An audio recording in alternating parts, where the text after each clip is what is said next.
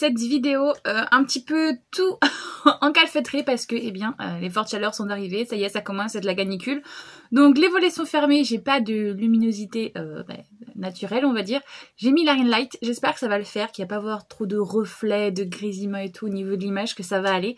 Mais bon, pas le choix là, pour filmer dans ces conditions, on va faire avec les moyens du bord, j'espère que ça va aller quand même. Si vous avez cliqué sur cette vidéo, c'est pour voir mes dernières lectures. Donc on va commencer tout de suite avec une BD que j'ai lue, Fille de Lune. On est sur une petite BD jeunesse qui se lit assez facilement avec, vous voyez comme ça, un graphisme très coloré, très lumineux et qui est très contrasté, que j'aime beaucoup. On est sur l'histoire du coup de cette jeune fille qui a du coup une famille un peu complexe. Sa mère a visiblement des maladies psychologique et du coup elle est éloignée de son foyer, son père l'a mis chez une amie à eux pour qu'elle s'occupe de la gamine pendant que son père essaye de trouver des remèdes pour soigner sa mère. Mais en fait dès qu'elle revient à la maison, que ce soit pour le week-end ou pour les vacances, les crises de sa mère augmentent comme si en fait le fait d'être avec sa fille aggravait sa maladie et tout. Donc forcément les relations entre la mère, la fille et le père se détériore un peu et en même temps ils s'aiment et en même temps c'est un peu compliqué. Donc c'est super intéressant je trouve de voir ce genre de thématique dans une BD qui a l'air à la base plutôt jeunesse, parce que vous voyez là c'est ado BD, donc c'est plutôt dans de la jeunesse. J'ai bien aimé, les morales aussi sont cool parce qu'en fait au final la fille elle va faire une quête pour trouver ses parents et les remèdes qui vont avec. Donc j'ai bien aimé, c'était comme je vous ai dit assez chou. Et puis merde j'ai failli me la prendre. Voilà, en plus comme je vous ai dit les graphismes sont très très beaux, très colorés. Donc ça m'a fait passer un petit moment cool. Franchement, ça casse pas de trois pattes à un canard non plus, mais c'est plutôt appréciable. J'ai emprunté autre chose à la médiathèque, j'ai aussi emprunté Ruby. Et en fait je me suis juste fiée à la couverture que j'avais déjà vue je sais plus trop où. Et je m'étais dit, je ne sais pas de quoi ça parle, mais allons-y Guingamp, ça a l'air de parler de sorcières, de je sais pas trop quoi. Et j'ai été très surprise du coup parce que, hop, je vais vous montrer un peu graphiquement à quoi ça ressemble. Donc vous voyez on est sur des, voilà, pareil, des couleurs un peu moins peut-être punch que la BD que je vous ai présentée tout de suite. Mais on est quand même sur quelque chose d'assez coloré, d'assez vif, que j'aime bien. On est encore sur une BD plutôt jeunesse adolescente. On est sur l'histoire de cet enfant qui va naître dans une famille composée de personnes on va dire plutôt religieuses. Voilà, on est dans un truc un peu moyenâgeux et en fait il va naître albinos et forcément il va être rejeté par le village parce que ils vont considérer un peu comme suppôt de Satan et tout, sachant que ils ont déjà brûlé des sorcières récemment et du coup le petit il est un peu traumatisé, il a un peu peur parce que dès qu'il se passe quoi que ce soit dans le village on dit toujours que c'est de sa faute à lui, qu'il est maudit et qu'il porte la poisse à tout le monde. Donc au final sa fratrie, ses sœurs, elles vont l'accepter lui, mais que ce soit son père ou le reste du village, ils ne vont absolument pas l'accepter jusqu'à carrément l'abandonner au bout d'un moment, l'exiler, et il va finir par être accepté dans la forêt par une jeune femme qui est juste là, qui elle a échappé de peu au bûcher. En fait elle s'est fait cramer par les personnes, mais au dernier moment en fait elle a réussi à s'échapper grâce à un phénomène, bref je n'en parlerai pas, mais et du coup, elle vit en recluse, comme une sorcière, dans la forêt, et elle va recueillir ce jeune homme. Et il va y avoir justement tout un moment de passation, de savoir et tout, assez cool à voir. Et puis, des moments de tolérance, expliquer pourquoi les gens rejettent les autres et tout. Et franchement, il y a une belle morale, j'ai bien aimé cette histoire. Mais voilà, j'ai pas non plus un énorme coup de cœur dessus. Il y a des choses qui étaient assez prévisibles et assez touchantes, j'ai bien aimé. Donc franchement, je vous conseille si vous voulez passer un bon petit moment avec des thématiques et des valeurs sûres. Autre chose que j'ai emprunté à la médiathèque aussi, celle-là c'est géante, et pour le coup la BD est littéralement géante. On est sur l'histoire de cette jeune fille qui va être trouvée en plein milieu de la forêt par un berger, et il va la ramener chez elle, sauf que, comme le nom s'indique, c'est une géante. Vous voyez, hop, le père il est là, et là le bébé il est beaucoup plus grand que lui. Donc voilà, il va le trouver, il va la trouver, il va l'amener et petit à petit en fait on va voir toute la vie de cette jeune femme qui va d'abord être enfermée par ses parents dans la ferme où il travaille parce que, enfin pas enfermée mais ils vont le dire, surtout ne va pas au village, ne sort pas de notre territoire à nous parce que justement on ne sait pas comment les hommes pourraient réagir face à toi, face à ta différence. Et au final, elle va quand même sortir à un moment et elle va justement se rendre compte de ce qu'est l'humanité et comment ils vont la traiter. Et elle va être aussi partir justement à la recherche de ses origines parce qu'elle va finalement comprendre que ce qu'elle considère comme ses parents l'ont adoptée, certes, mais ce ne sont pas ses parents biologiques. Donc, où sont ses parents? Pourquoi ils l'ont abandonné? pourquoi son père adoptif l'a trouvé en plein milieu de la forêt, enfin bref. Il y a tout plein de questionnements qui vont se poser. Et des questions aussi au niveau de la femme, parce que justement c'est une femme, parce qu'elle a 6 frères dans la fratrie, et eux ils ont le droit de faire des choses qu'elle n'a pas le droit de faire, donc au bout d'un moment elle va dire oui c'est parce que je suis différente, parce que je suis une géante, et il va lui dire non, c'est pas parce que t'es une géante, c'est parce que t'es une femme. Tes frères eux aussi vont dans la ville, en gros ça me dérange pas, mais si toi tu vas dans la ville, tu pourrais te faire agresser, nanani nanana.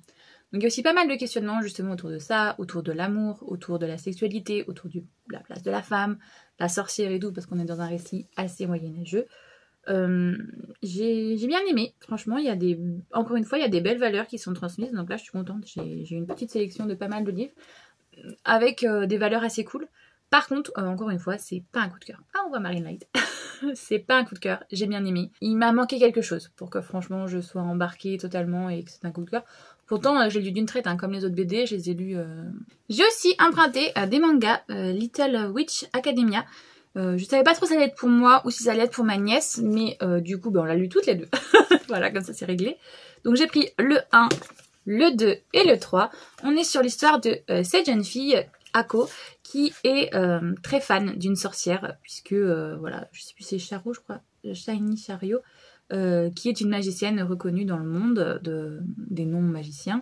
Et cette jeune fille, du coup, elle l'a rencontrée un jour et ça a été franchement le coup de foudre. Elle a dit, moi, mon rêve, c'est de devenir une sorcière comme elle. Donc, du coup, elle veut rentrer à la Witch Academia, la Little Witch Academia. Et le problème, c'est qu'elle est absolument pas douée, elle est maladroite. Elle n'arrive pas à faire de la magie, elle n'arrive pas à voler avec un balai. Et donc, tout le monde, depuis tout petit, se moque d'elle parce qu'elle se prend pour une sorcière, mais elle n'a pas de pouvoir. Voilà. Elle va finir quand même par rentrer dans cette académie. Et donc là, on découvre bien ses péripéties, comment elle essaye de s'intégrer aux autres alors que les autres très clairement se moquent d'elle parce que elle est nulle quoi. Par exemple, elle veut aller à l'école, donc elle va prendre l'arrêt de bus, sauf que les gens ils rigolent en mode mais c'est pas un arrêt de bus en fait, c'est un arrêt de balai. Tu arrives ici avec ton balai et après il faut que tu voles jusqu'à l'école, sauf que elle, forcément elle n'y arrive pas. Donc il y a plein comme ça de petits quiproquos, de péripéties qui va lui arriver. Et je suppute que, comme c'est véritablement l'héroïne de cette histoire, un moment, elle va au tout début trouver un artefact qui est apparemment un artefact dédié à un peu une élue de prophétie. Donc je suppose que c'est elle qui va être l'élue de cette prophétie et qui va changer le monde de la magie dans lequel elle vit. Voilà, franchement, c'est plein de petites nouvelles, plein de petites histoires qui se passent justement avec ses amis, avec les rencontres qu'elle va le faire, ou alors des ennemis aussi, hein, tout simplement. Et voilà, c'est mignonnet, mais voilà, ça casse pas trois pattes à un canard. Franchement, c'est cool, mais sans plus. Je suis dégoûtée parce que juste avant que je tourne cette vidéo, ils sont tombés et il est tout abîmé. Je sais pas si vous allez voir, si. Mais en fait, il est tombé comme ça. Et du coup, voilà, la couverture est toute cassée. Je suis déçue de moi-même. Mais bon, du coup, comme vous avez pu le voir, je me suis procuré, que vous verrez du coup dans le prochain book haul, parce qu'il va y avoir un décalage entre le book haul, vu que j'ai fait le book haul juste avant de recevoir mes toutes dernières réceptions au mois de juillet. Mais je me suis dit, tant pis, c'est pas grave, je les mettrai dans le mois d'août. On va pas... Tant pis. Donc du coup, j'ai acheté et j'ai lu directement dès que je les ai reçus. Seule la mort attend la vilaine, le tome 2 et le tome 3, parce que j'adore. Et je vais très rapidement me procurer le 4 et le 5.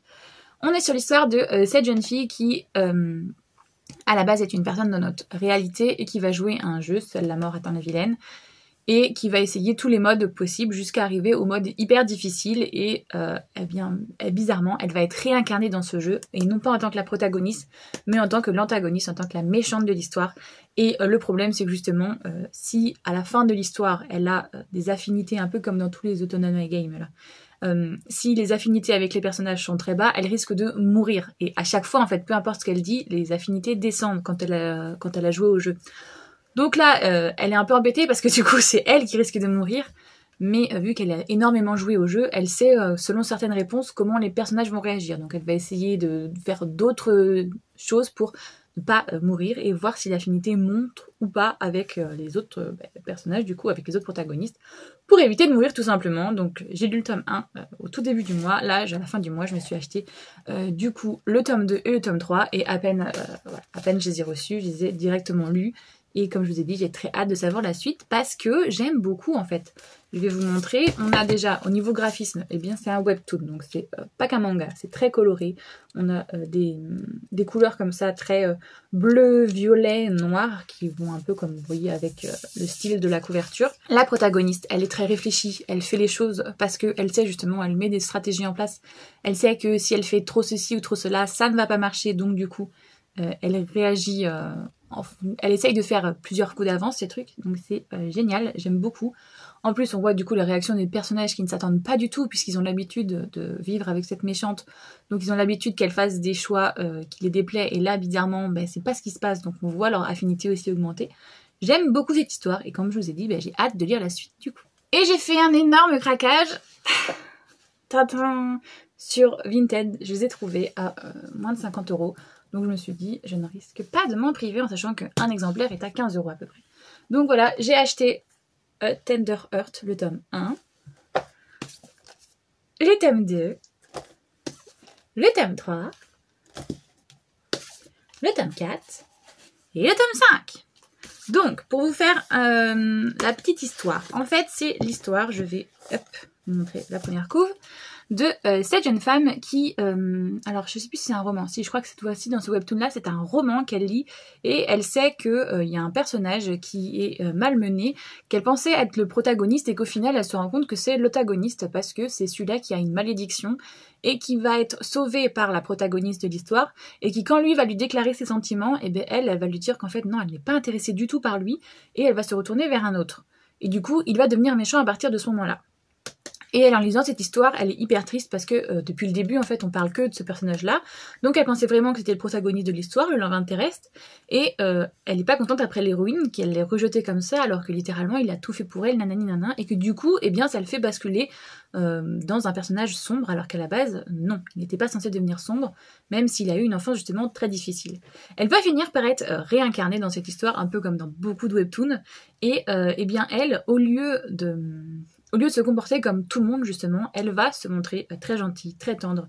Voilà, elle adore ce personnage, donc elle ne veut pas qu'il finisse mal et elle va faire en sorte justement de lui montrer que même si certaines personnes ne l'aiment pas, elle c'est pas son cas. Et donc elle va devenir sa servante, elle va devenir sa gouvernante et elle va s'occuper de lui du mieux qu'elle peut. Et du coup une relation assez maternelle va commencer à naître entre eux, parce qu'au début il est tout petit comme vous voyez le voir, mais petit à petit le jeune homme grandit et petit à petit justement il montre de l'intérêt, et de l'intérêt pas maternel mais de l'intérêt littéralement, voilà, il se montre jaloux, possessif et très clairement il lui fait vite comprendre que il est intéressé par elle, mais elle lui fait comprendre aussi qu'elle est plus vieux que lui, qu'elle est une servante, que lui c'est un noble et que l'histoire ça ne peut pas trop se passer bien entre les deux. Donc franchement, j'ai bien aimé justement la progression de cette histoire, parce qu'il y a certaines histoires où justement là on est sur à la base quand même un jeune homme, il a à peine 13 ans, et vouloir la mettre avec un personnage qui est plus vieille que lui, ce côté où elle l'a connu tout petit, moi j'ai souvent du mal avec ça. Mais là, ça s'est bien passé justement parce que en fait, c'est pas comme avec s'il suffisait d'un peu de poussière d'étoile là de F. Vestier, où le protagoniste l'a connu tout petit et s'est occupé de lui tout petit et l'a vu grandir au fur et à mesure. C'est pas vraiment pareil que là, parce que là justement elle vient d'un autre monde, elle s'en est occupée certes quand elle était petite, mais dans sa tête elle sait le gars qu'il va devenir, et donc même si actuellement elle le voit tout petit, d'ailleurs au début elle se comporte avec lui comme un gamin, et plusieurs fois il va lui reprocher aussi, même en étant adulte, qu'elle se comporte encore des fois un peu avec lui comme s'il était un gamin. Mais je sais pas, la relation entre ces deux-là me paraît beaucoup plus crédible, puisque justement on voit l'évolution des personnages, et je trouve que pour le coup là c'est mieux fait. Voilà, je sais pas comment expliquer, mais ça m'a bien plu, et je sais qu'il y a un tome 6, d'où d'ailleurs la couverture spoil totalement ce qui se passe dedans, et j'ai hâte de le lire. Mais voilà, je vais attendre un petit peu, peut-être me calmer sur les webtoons, parce que là, quand même, ce mois-ci, j'ai quand même bien craqué mon slip, faut se le dire. Mais j'ai adoré, et franchement, je vous conseille ce webtoon, il est super chouette. Enfin, le seul roman de cette sélection, oui. C'est difficile là, ces derniers mois. Franchement, je l'avoue, je lis beaucoup. Mais beaucoup de webtoons, beaucoup de mangas, beaucoup de BD. Mais les romans, si j'arrive à en lire un par semaine, et encore, c'est... Même des fois, il y a des semaines où je ne lis carrément pas du tout de romans. C'est compliqué. Avant, je lisais 3 romans par semaine, mais là, je n'y arrive pas. Comme je vous ai déjà dit dans d'autres vidéos, entre la reprise du travail, la saison, l'écriture des romans et puis la vie, tout simplement, c'est compliqué. Et donc, voilà. Bon, mais on n'est pas là pour parler de ça. Donc là, je vous parle de Love Theoretically. Très dur à prononcer, de Ali Hazelwood. Comme vous pouvez le voir, j'ai les autres qui sont ici. J'ai lu Love on the Brain et Love Hypothesis. Donc là, c'est le suivant qui est sorti avec cette magnifique édition. On est sur l'histoire de cette jeune femme qui est doctorante, si je ne me trompe pas, dans le milieu universitaire. Et vu qu'elle a du mal, elle a des problèmes de santé, elle a du diabète, si je ne me trompe pas, elle a besoin d'une assurance santé et surtout elle a besoin d'argent pour eh bien, ses frais médicaux. Mais aux États-Unis, ça ne se passe évidemment pas du tout comme en France et bien c'est compliqué. Donc il lui faut de l'argent et pour ça, elle va faire un métier qui s'appelle escort girl tout simplement. Elle fait des fake dating quand quelqu'un a besoin d'une fausse petite amie pour une soirée, un gala ou un rendez-vous avec sa famille. Et bien elle se propose de faire de l'acting, de faire semblant d'être sa petite amie. Donc c'est ce qu'elle va faire avec un jeune homme qui s'appelle George, sauf qu'il va l'emmener dans sa famille plusieurs fois, ça va arriver de nombreuses fois, et elle va rencontrer Jacques, son frère aîné, et qui lui par contre est très clairement pas du tout sympathique envers elle, et lui il est physicien, alors il est expérimentaliste, et elle est physicienne dans la vraie vie, mais théoricienne. Donc ce sont deux champs qui s'opposent l'un et l'autre, puisqu'il y en a un qui font des expériences et l'autre qui font que de la théorie. Donc du coup, eh bien, ils sont à la fois complémentaires, mais à la fois très différents, et ils se chamaillent pour beaucoup de choses.